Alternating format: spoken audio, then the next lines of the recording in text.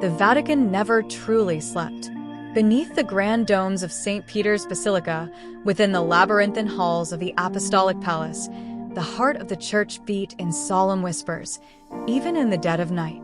The sacred city held secrets within its marble walls, secrets known to only a select few. And tonight, Father Gabriel Moretti was about to uncover one of them. At 65, Father Gabriel was a man shaped by faith and discipline. A theologian and trusted advisor to the Holy See, he had spent decades immersed in doctrine, deciphering ancient texts and guiding the church through troubled waters. But something in his spirit had felt unsettled lately. An unspoken warning that something beyond his understanding was at work.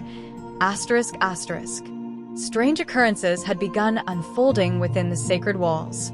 3 nights in a row, the great clock of the basilica had stopped at exactly midnight. A lightning bolt had struck the obelisk in St. Peter's Square despite a clear sky. The statues of saints, whose gazes had been eternally fixed toward the heavens, seemed to hold shadows in their marble eyes. And then there was the Pope, gravely ill, yet no doctor could explain why. The world had not yet been informed of the Pope's condition. Within the Vatican, only a handful of people were aware of the severity of his illness. His Holiness had grown weaker with each passing day. His voice, once a beacon of unwavering faith, had become frail, whispering words that few could decipher. It was as if something or someone was draining him, consuming his very essence. That night, an unexplainable force guided Gabriel to the basilica. He did not question it. He obeyed. The moment he stepped inside, he felt it.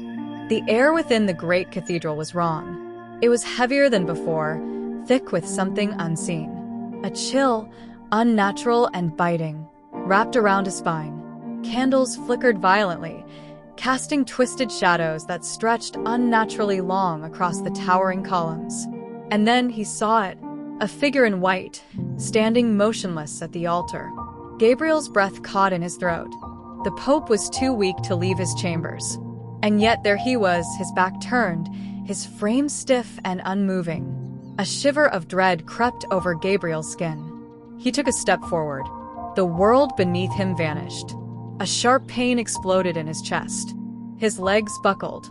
He reached out, searching for something to steady himself, but his hands grasped only air. A deafening ringing filled his ears. The great bells of St. Peter's Basilica began to toll.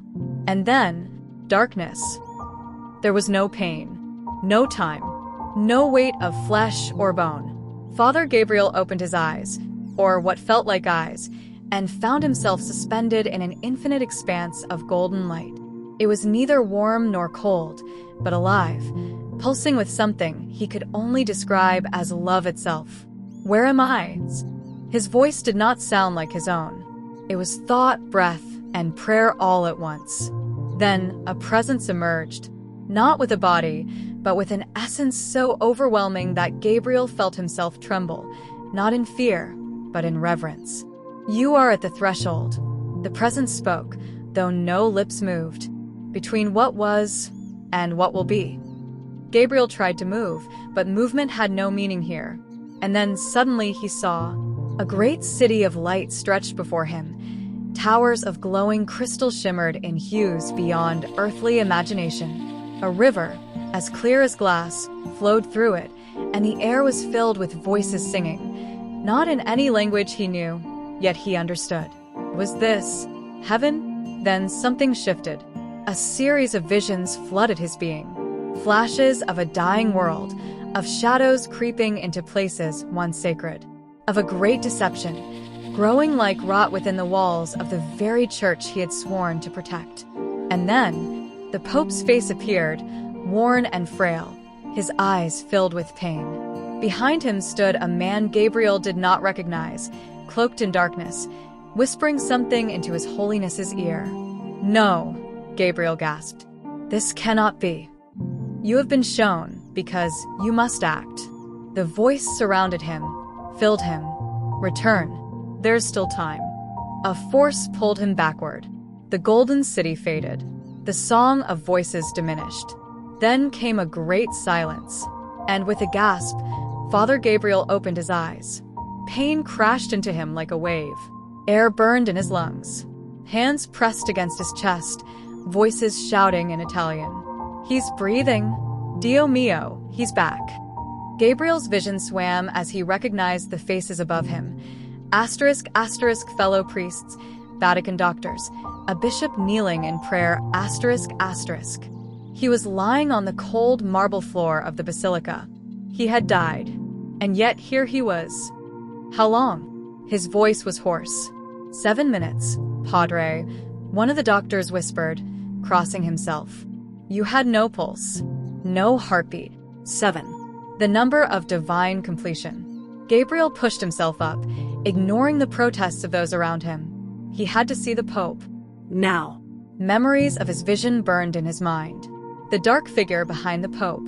The whispering voice. The warning. He staggered to his feet. Every part of him ached, but none of that mattered. There was something he needed to do. Something urgent. Take me to His Holiness, he demanded. The priests exchanged uneasy glances. Then, reluctantly, they nodded. Moments later, Gabriel stood before the heavy doors of the papal chambers.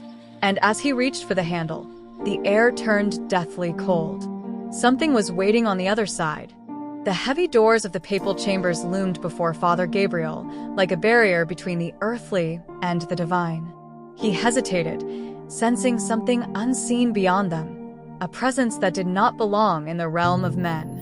The air had turned frigid, unnatural for the enclosed space, as if the very walls of the Vatican were holding their breath. With a deep inhale, he pressed his palm against the door. It creaked open, revealing the dimly lit interior of the Pope's private quarters.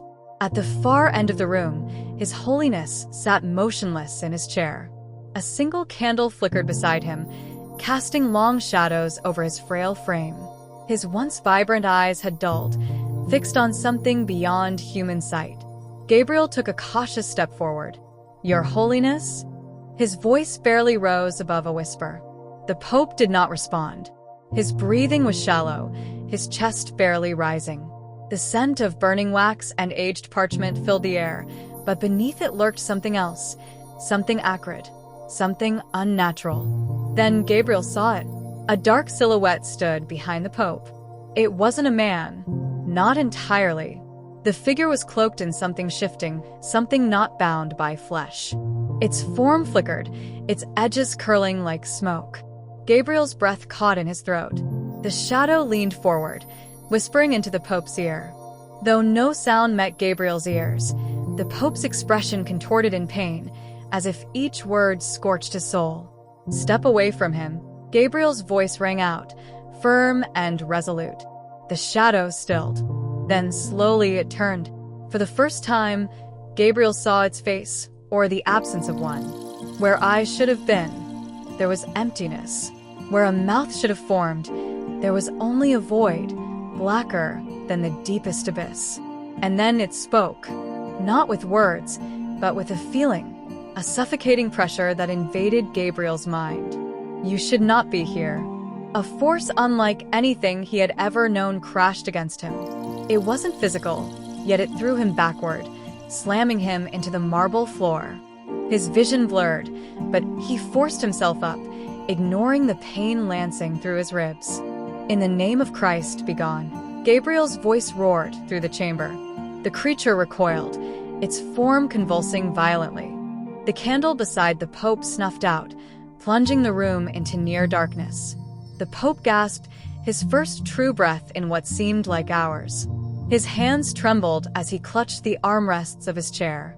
Gabriel, his voice was barely audible, but it carried an urgency that sent shivers down Gabriel's spine. The shadow let out a sound. Not a scream, but a rupture of silence itself, before it dissolved, vanishing as if it had never been there.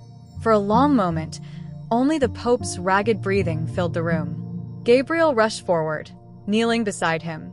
Your Holiness, what was that? Who, what, was speaking to you? The Pope's lips trembled. A deceiver. One that has lurked within these walls for far too long. Gabriel's stomach clenched. He had encountered darkness before, but this was different. "There is something you must see, Gabriel," the Pope continued, his frail fingers reaching for a locked box on his desk. With slow, deliberate movements, he retrieved an ancient scroll, its edges browned with time. "This was given to my predecessor. It was meant to be kept secret, buried within the archives. But I fear the time has come for it to be revealed." Gabriel took the scroll, his hands steady despite the storm raging in his chest. As he unrolled it, his eyes widened. The ink was not faded, despite the age of the parchment. The symbols were not of any known language, yet he understood them, as if they were being spoken directly into his soul. It was a prophecy, and at the bottom, written in perfect Latin, was a single phrase: "The last shepherd shall stand before the veil, and when it is lifted, the truth will burn through the world." Gabriel's breath shuddered. This was no ordinary illness afflicting the Pope. It was something far greater, something divine, and something was coming. Father Gabriel's hands trembled as he clutched the ancient scroll, the weight of its meaning pressing upon him like a great storm brewing on the horizon. The Pope, still weak but now fully present, watched him with weary eyes. Your Holiness, what does this mean? Gabriel asked, his voice hushed. The Pope sighed, as if the very act of speaking drained what little strength he had left.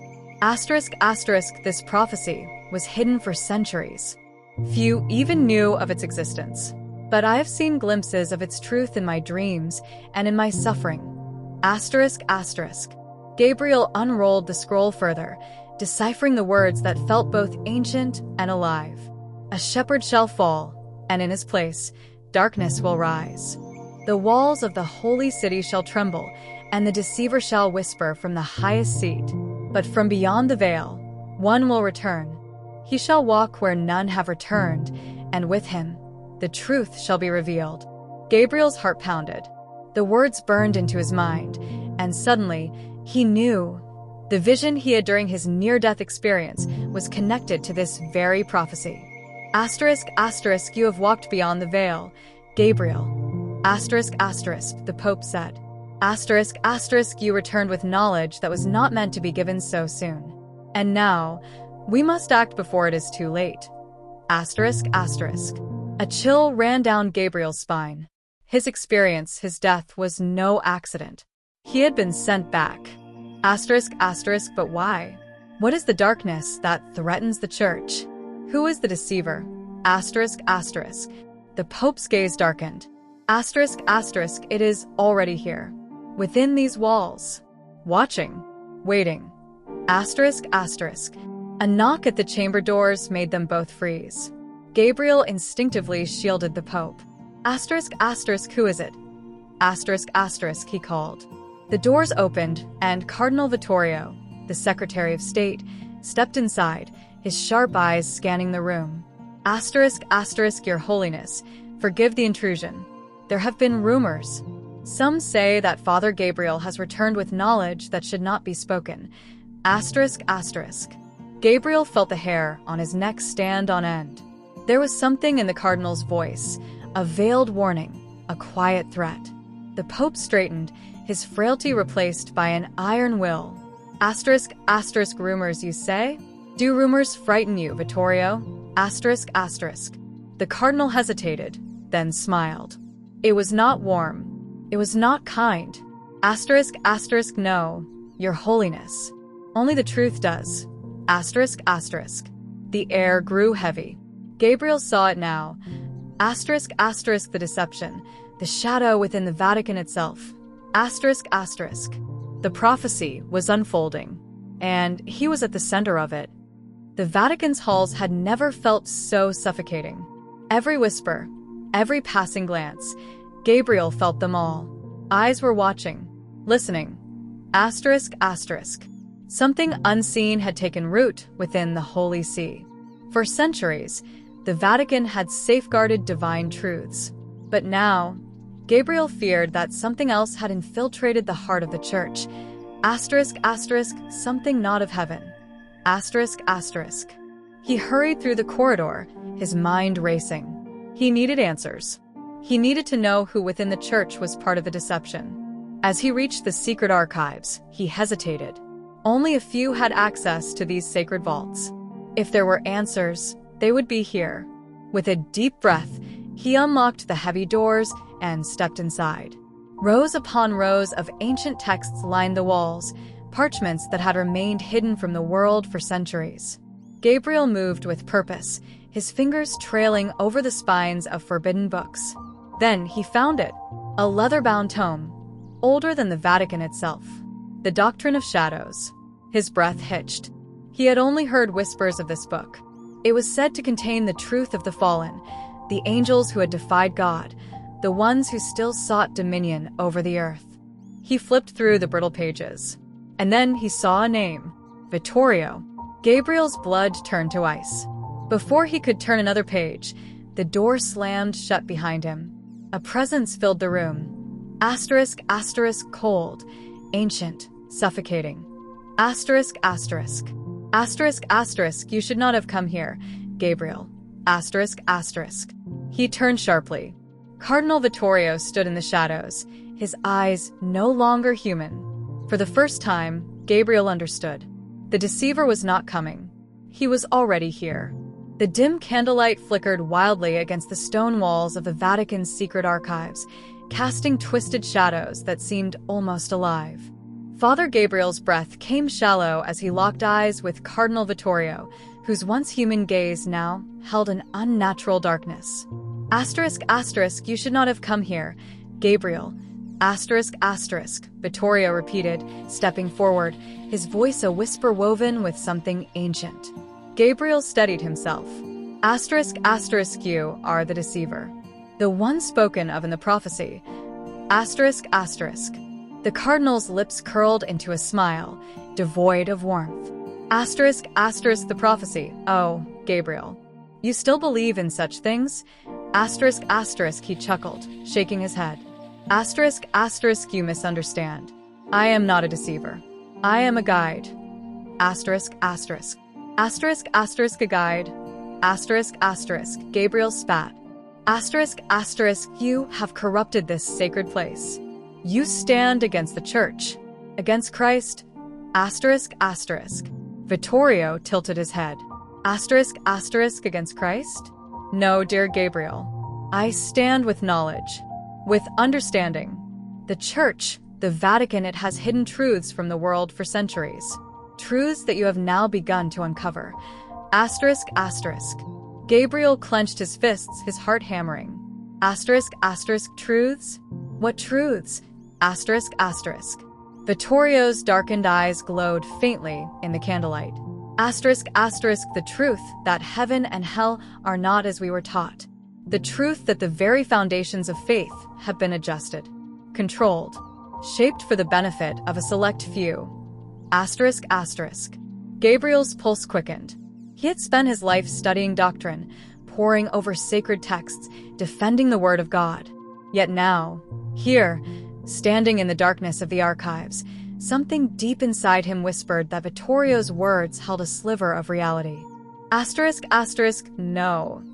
Asterisk, asterisk, Gabriel muttered, shaking his head. Asterisk, asterisk, you speak in riddles to twist the faith, to poison it.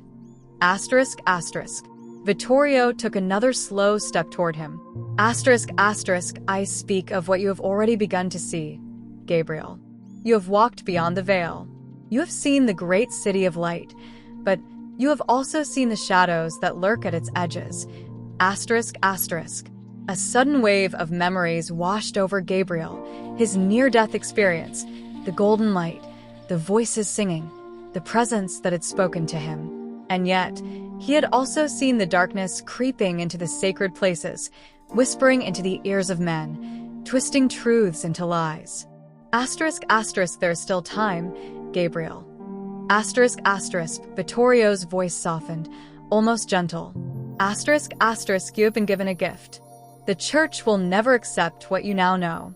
But you and I together, we could reshape it. Bring the truth to the world. Asterisk, asterisk.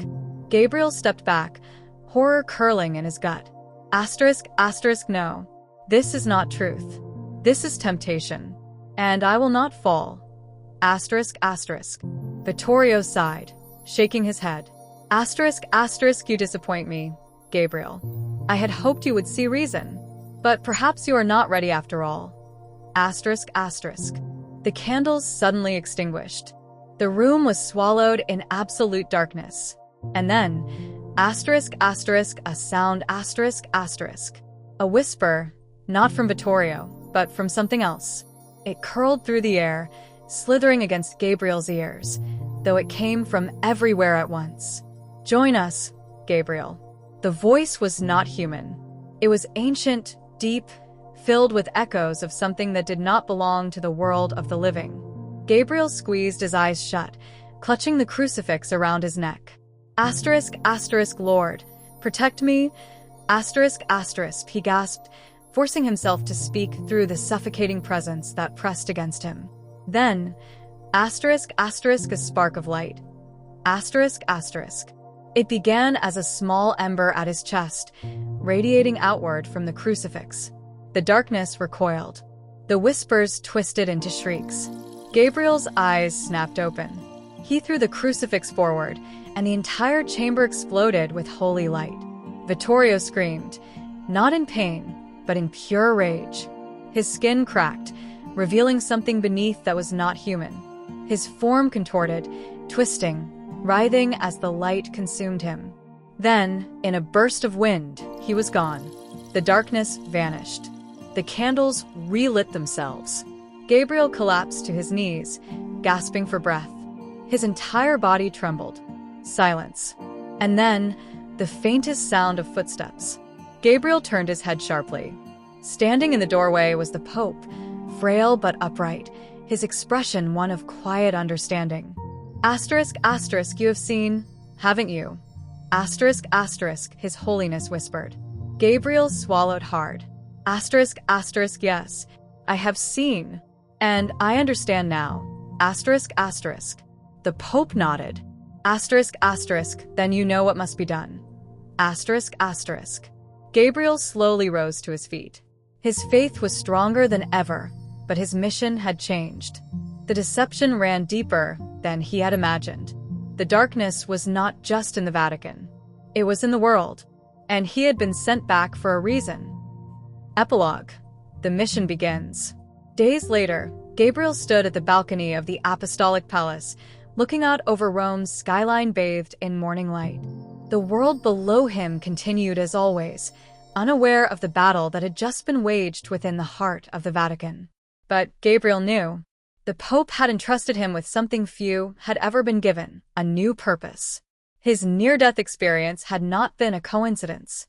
It had been a calling. And now, armed with divine truth, he would do what must be done, no matter the cost.